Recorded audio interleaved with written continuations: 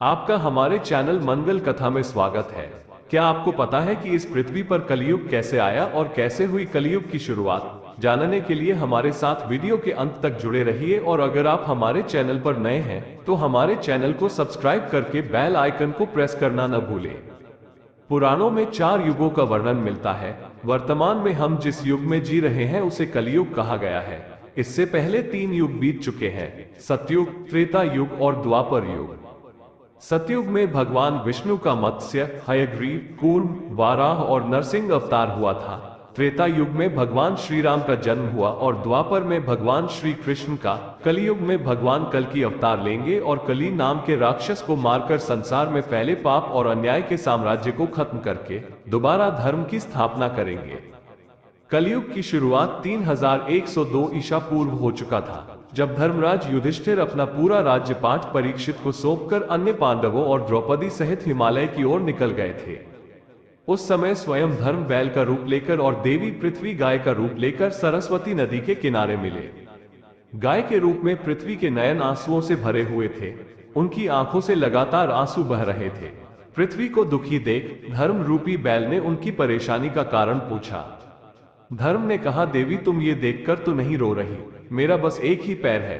क्या तुम इस बात से दुखी हो कि अब तुम्हारे ऊपर बुरी ताकतों का शासन होगा? इस सवाल का जवाब देते हुए पृथ्वी देवी बोली, हे धर्म, तुम तो सब कुछ जानते हो, ऐसे में मेरे दुखों का कारण पूछने का क्या लाभ? सत्य, क्षमा, पवित्रता, ज्ञान, त्याग, विचार, वैराग्य, ऐश्वर्य, धैर्य, कोमलता आदि गुणों के स्वामी भगवान श्री कृष्ण के अपने धाम चले जाने की वजह से कलयुग ने मुझ पर कब्जा कर लिया है। जब श्री कृष्ण के कोमल चरण मुझ पर पड़ते थे उस समय मैं खुद को सौभाग्यशाली मानती थी, परंतु अब ऐसा नहीं होगा। अब मेरा सौभाग्य समाप्त हो चुका है। धर्म और पृथ्वी आपस में बातें ही कर रहे थे।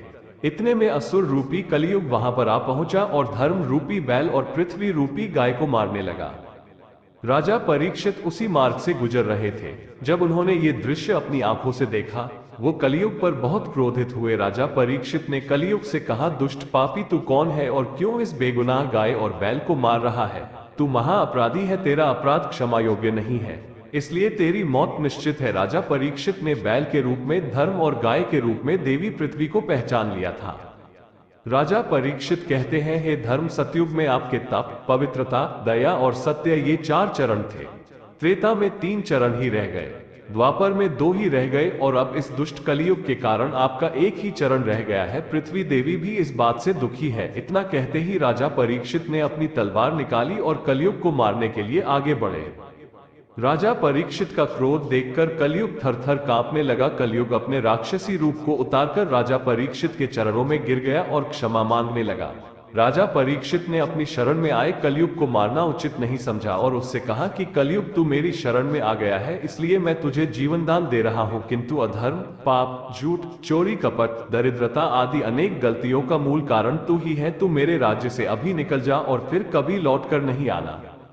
कलयुग ने राजा परीक्षित के बात सुनकर कहा कि पूरी पृथ्वी में आपका निवास है, पृथ्वी पर ऐसा कोई स्थान नहीं है जहां आपका राज्य ना हो, ऐसे में मुझे रहने के लिए आप स्थान प्रदान कीजिए। कलयुग के ये कहने पर राजा परीक्षित ने बहुत सोच विचार कर यह कहा, असत्य, मदिरा, वासना और क्रोध जहां भी होगा वहां तुम रह सकते हो। परंतु इस पर कलयुग बोला, हे राजन, ये 4 स्थान मेरे रहने के लिए काफी नहीं, मुझे अन्य जगह भी प्रदान कीजिए। इस बात पर राजा परीक्षित ने कलयुग को रहने के लिए स्वर्ण के रूप में 5वां स्थान प्रदान किया। कलयुग इन स्थानों के मिल जाने से उस समय तो वहां से चला गया, किंतु कुछ दूर जाने के बाद अदृश्य रूप में वापस आकर राजा परीक्षित के स्वर्ण मुकुट में निवास करने लगा और फिर इसी प्रकार से कलयुग का आरंभ धरती पर हुआ।